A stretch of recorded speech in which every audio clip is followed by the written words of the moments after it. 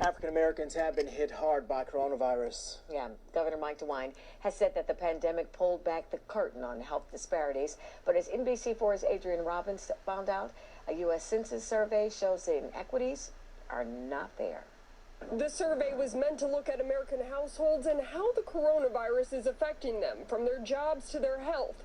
And it showed not only are Black Ohioans getting the coronavirus at a higher rate than their white counterparts, but they're losing their jobs at a higher rate as well. I think the seriousness of this crisis is really underlined by this data. According to the U.S. Census Household Pulse Survey, since early March, in Ohio, around 41% of white workers have lost their employment income, or someone in their household has.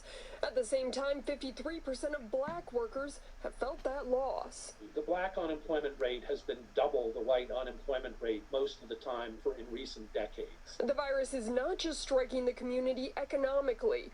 Although Black Ohioans make up around 13% of the population, as of today they account for 26% of the coronavirus cases. So it is not new, and I think that this is a product of historic discrimination. Numbers like these from the pandemic, and with the Black Lives Matter movement growing in scale, conversations around race are happening.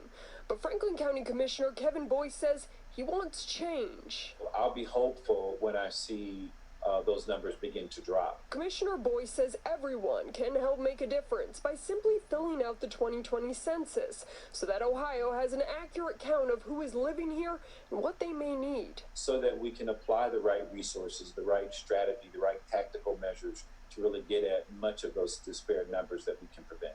And if you have not filled out the census, there is still plenty of time. You can even do it online. Local for you in Columbus, I'm Adrian Robbins, NBC4. All right, Shalom. Kol Halal Yahweh, Ba'ashem Yahushai, Ba'ashem Akakwadash. Double honors to the elders and apostles of Great Millstone, and salutation to you brothers that's pushing this word in truth and sincerity.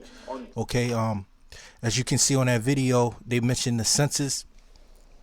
Okay, and the correlations between so-called Negroes, in particular the House of Judah. Okay, and how your numbers, okay, are way above the number of your counterpart Esau Edom when it comes to job losses and when it comes to coronavirus infections, so on and so forth. And they are encouraging people to take the census, and in particular this is the state of Ohio. They're encouraging you so-called Negroes to take the census, okay, to basically be numbered. Okay, and when Israel, I'm gonna bring out an account in the history where Israel was numbered. Okay, it didn't go so good. Okay, but this is the the coronavirus and all of the things that our people are going through. Esau Edom wants to use the census to take account, and it's not going to go good, just like it didn't go good back on the time when King David did it. Now let's start with the law, okay, which was told to our forefather Moses, okay, or Mashah.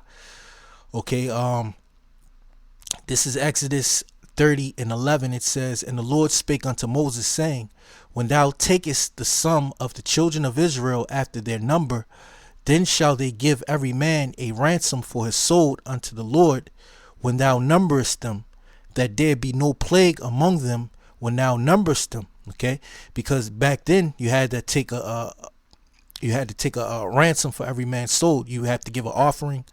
Okay, to the I'm gonna keep on reading, but you have to give an offering, so there will be no plague, okay, that will come upon you. It says, "This they shall give every one that passeth among them that are numbered half a shekel after the shekel of the sanctuary." A shekel is 20 gerahs, and half shekel shall be the offering of the Lord. It says, "Everyone that passeth among them that are numbered from 20 years old and above shall give an offering unto the Lord. The rich shall not give more, and the poor shall not give less than half a shekel, when they give an offering unto the Lord to make an atonement for your souls." Okay, so that was the law that was established, okay, through Moses back during the time of the book of Exodus. Okay, and then we're going to go into this account real quick. of King David and what happened when he numbered the children of Israel. This could be found in 1 Chronicles 21:1. It says, and Satan stood up against Israel and provoked David to number Israel. Okay, so Satan stood up. Okay, and basically Satan got in the mind of King David to number the children of Israel. Okay, it says, and David said to Joab and to the rulers of the people, go number Israel from Beersheba even to Dan, and bring the number of them to me, that I may know it. And Joab answered, the Lord make his people 100 times so many more as they be. But my lord the king, are they not all my lord's servants? Why then doth my lord require this thing? Why will he be a cause of trespass to Israel? Because Joab knew that, he basically King David was going off. It said, nevertheless, the king's word prevailed against Joab. Wherefore Joab departed and went throughout all Israel and came to Jerusalem. And Joab gave the sum of the number of the people unto David. And all they of Israel were 1,000, and 100,000 men that drew sword. And Judah was 460, and 10,000 men that drew sword. But Levi and Benjamin counted he not among them, for the king's word was abominable to Joab. Okay, so they didn't even number the Levites and the Benjaminites. Okay, it says the king's word was abominable to Joab, and the Most High was displeased with this thing. Therefore he smote Israel. So for King David making that action happen, numbering the children of Israel, the Heavenly Father was displeased and he smote Israel. It says, and David said unto the Most High, I have sinned greatly because I have done this thing, but now I beseech thee, do away the iniquity of thy servant, for I have done very foolishly. And the Lord spake unto Gad, David's seer, saying, and that's why we've been harping and starting with the elders and apostles of Great Millstone, okay, upon the importance of the prophets, okay, because after King David went off, okay, he asked the Lord, he said, look, I beseech ye, I've done foolishly. It says, and the Lord spake unto Gad, David's seer, saying, so David had the prophet Gad, okay, right, in that time, and he also had the prophet Nathan too, okay, but they would be the Lord's messengers. They would go to King David as a go-between, okay, all right, and it said, go and tell David, saying, thus saith the Lord, I offer thee 3 things, choose thee one of them, that I may do it unto thee. So Gad came to David and said unto him, thus saith the Lord, choose thee either 3 years famine, or 3 months to be destroyed before thy foes, while that the sword of thine enemies overtaketh thee, or else 3 days the sword of the Lord, even the pestilence in the land, and the angel of the Lord destroying throughout all the coasts of Israel. Now therefore advise thyself what word I shall bring again to him that sent me. Okay, so King David, okay, would have to pick between 3 burdens. He was betwixt 3 burdens. Okay, it says, and David said unto Gad, I am in great strait. Let me fall now into the hand of the Lord, for very great are his mercies, but let me not fall into the hand of man. So the Lord sent pestilence upon Israel, and there fell of Israel 70,000 men. And the Most High sent an angel unto Jerusalem to destroy it. And as he was destroying, the Lord beheld, and he repented him of the evil, and said to the angel that destroyed, it is enough, stay now thy hand. And the angel of the Lord stood by the threshing floor of Ornan, the Jebusite. Okay, and David lifted up his eyes and saw the angel of the Lord stand between the earth and the heaven, having a drawn sword in his hand, stretched out over Jerusalem. Then David and the elders of Israel, who were clothed in sackcloth, fell upon their faces. And David said unto the Most High, is it not I that commanded the people to be numbered? Even I it is that have sinned and done evil indeed. But as for these sheep, what have they done? Let thy hand, I pray thee, O Lord my power, be on me, and on my father's house, but not on thy people, that they should be plagued. Then the angel of the Lord commanded Gad to say to David that David should go up and set up an altar unto the Lord in the threshing floor of Ornan the Jebusite. And David went up at the saying of Gad, which he spake in the name of the Lord. And Ornan turned back and saw the angel and his 4 sons with him hid themselves. Now Ornan was threshing wheat. And as David came to Ornan, Ornan looked and saw David, and went out of the threshing floor and bowed himself to David with his face to the ground.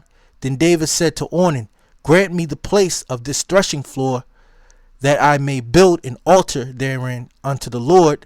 Thou shalt grant it me for the full price, that the plague may be stayed from the people. And Ornan said unto David, take it to thee, and let my lord the king do that which is good in his eyes. Lo, I give thee the oxen also for burnt offerings, and the threshing instrument for wood, and the wheat for the meat offering. I give it all. And King David said to Ornan, nay, but I will verily buy it for the full price, for I will not take that which is thine for the Lord, nor offer burnt offering without cost. So David gave to Ornan for the place 600 shekels of gold by weight. And David built there an altar unto the Lord, and offered burnt offerings and peace offerings, and called upon the Lord, and he answered him from heaven by fire upon the altar of the burning offering. So ultimately, King David had to give an offering, okay, to the Lord, all right, for his transgression, okay. And the offering came as he burnt the offering, okay, to the Lord, and also gave him 600 shekels of gold, all right, by weight, okay. And really, if he was to number the children of Israel, he was supposed to have the children of Israel that he numbered give them, okay, a ransom to the Lord for his soul. So that's how these things take place. Yahweh Bashim Shah set these things up. Okay, so we've learned multiple things. Okay, in this quick video, in this understanding, we understand that if you're going to number the children of Israel, they have to give a offering for the atonement, okay, of their soul.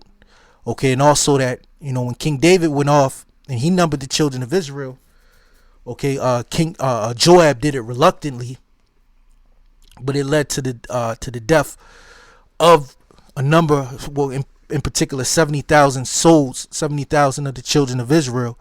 All right, and also that it ultimately was an atonement for the souls of Israel, but it came by King David paying, okay, the Ornan, and let's look up the word Ornan real quick. His name is Ornan, with his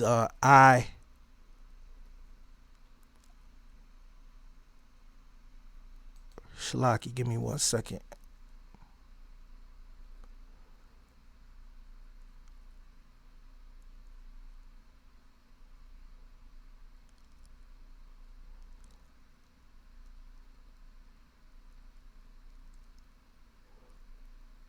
Yeah, it says Ornan. It says Ornan. Light was perpetuated. Their fir trees. Ornan, a Jebusite who sold to David a threshing floor for an altar. Okay. So ultimately, there was a atonement paid for the souls of the children of Israel. And guess what? The Lord Yahweh Bashim Shah showed his mercy too. Okay. He repented as the Lord had the angels shedding the blood of the children of Israel. He repented. So the Lord showed mercy, okay, upon the nation of Israel. So couldn't nothing good come out of, going back to the video, can nothing good come out of the 2020 census for you so-called Negroes, Latinos, and Native Americans, okay? It's only going to lead to your plague that's going to come upon you. And that plague is going to be thermonuclear destruction, okay, for the 2/3. And before then, death, martial law, all hell breaking loose. And them same angels are going to come back in the spirit to shed the blood of the children of Israel, Okay? So with that, I want to say Kol Halal, Yahweh Bashim Yahushai. All praises to Yahweh Bashim Yahushai. Double honors to your elders and apostles of Great Millstone. And salutations to you brothers that's pushing this word in truth and sincerity. Until the next episode, Shalom.